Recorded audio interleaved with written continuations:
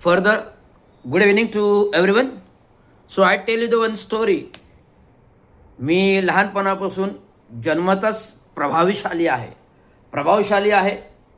म्हणजे जो मुलगा लहानपणी जन्मतो तो जिवंत राहील की नाही अशी तिच्या आजीला म्हणजे सुंदराबाईला भ्रांत होती.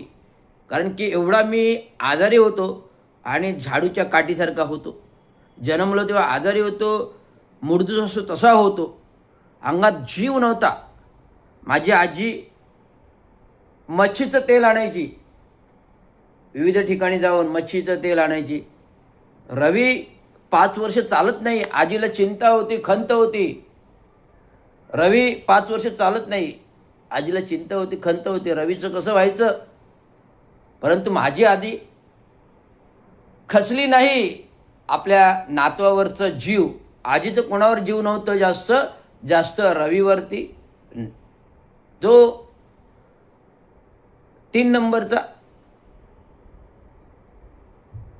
म्हणजे 2 नंबरचा मुलगा आणि क्रमांक 3 मोठी बहीण, त्याच्यानंतर मोठा भाऊ प्रभाकर चांगो शिंदे, शोभा चांगो शिंदे, ती शोभा चंद्रकांत शिर्के आणि प्रभाकर चांगो शिंदे हे प्रभाग अधिकारी झाले, रिटायर्ड झाले ठाणे कॉर्पोरेशनमधून. आणि रवींद्र चांगो शिंदे हे 3 नंबरचे. आणि माझ्या पाठीवरची अजून एक मुलगा होता तो गेला. आणि एक बहीण आहे जी मशहूर डावखरेंचे जोडीदार दिलीप गायकवाड यांच्या पत्नी आहेत. मला दिलीप गायकवाड कोण, गडकरी रंगायतांमध्ये सर्वश्रुत सगळ्यांना माहिती आहे, डावखरेंचे खास.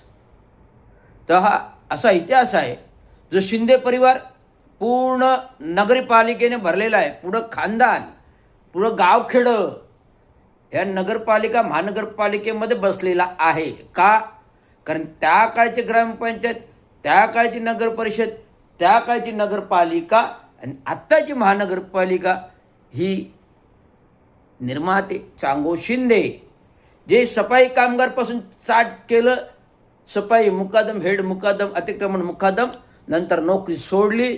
जे युनियन क्षेत्र, जे मधु जोशी अचानक काय भेटले, त्यांचं करिअर पलटलं आणि कामगार नेते युनियन लीडर झाले, जे स्वाती जॉर्ज फर्नांडिसना मिळाले. आणि स्वाती जॉर्ज फर्नांडिस यांनी दखल घेऊन हे आमच्या घरी आले. असं वैभवशाली परंपरा आहे. परंतु या कामगार क्षेत्रामध्ये बाबांनी कधी स्वार्थ साधला नाही.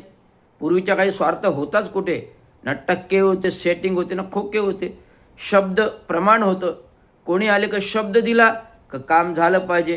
कुठला आर्थिक लाभ लोभ नव्हता, आर्थिक लाभ लोभ नसायचा. वडील फार कष्टाळू आणि संघर्षवादी, कोणाला कधी डगमगले नाहीत. परंतु नगरपालिका महानगरपालिकेतून निघाल्यानंतर जे प्रभावशाली नेतृत्व, कामगार नेतृत्व ते ठाणे शहरामध्ये गाजवलं. 1966 कामगारांची झोपडपट्टी दादोजी कोंडो स्टेडियम जिथे आता स्थित आहे ती हटवली. 1967 एक प्रमाण शब्द, त्याकडे जुने जाणते बरेच काही लोक होती आणि दिवंगत कामगार नेते चांगो शिंदे यांचे प्रभावशाली नेतृत्व होतं. एका शब्दाच्या प्रमाणावरती झोपडपट्टी हटवली. दादोजी कोंडदेव मैदान झालं, ज्या मैदानामध्ये अनेक सर्कसी आल्या, जमिनी सर्कस झाली, गोल्डन सर्कस झाली.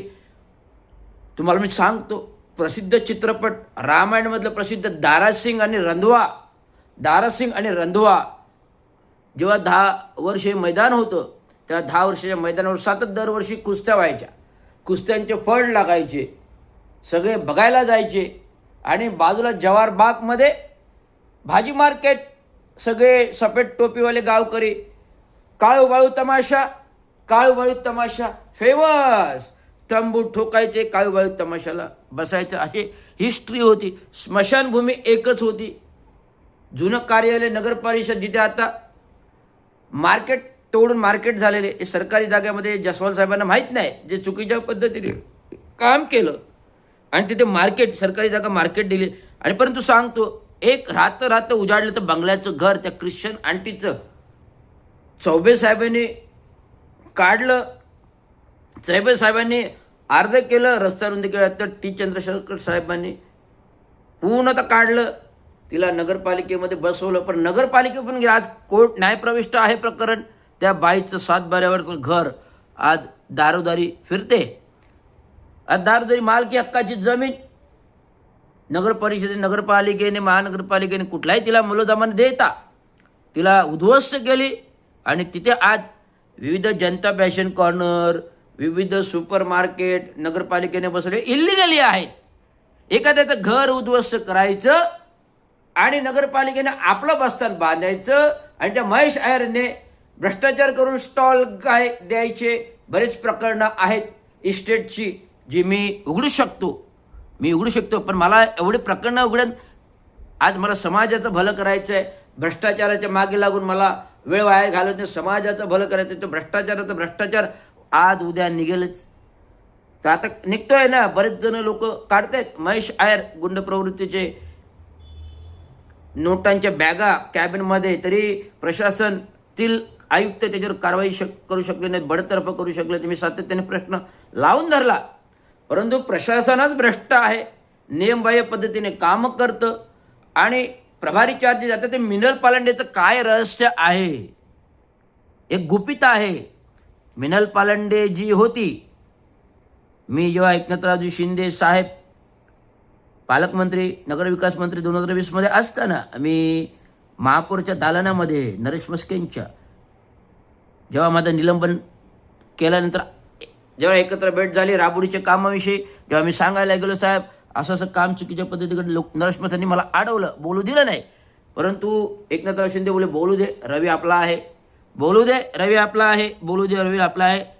आणि तो नरेश मस्के माझ्या विरोधात सांगायला, साहेब हा रवी तुम्हाला शिव्या देतो. ए नर्या तू गप्पा बस.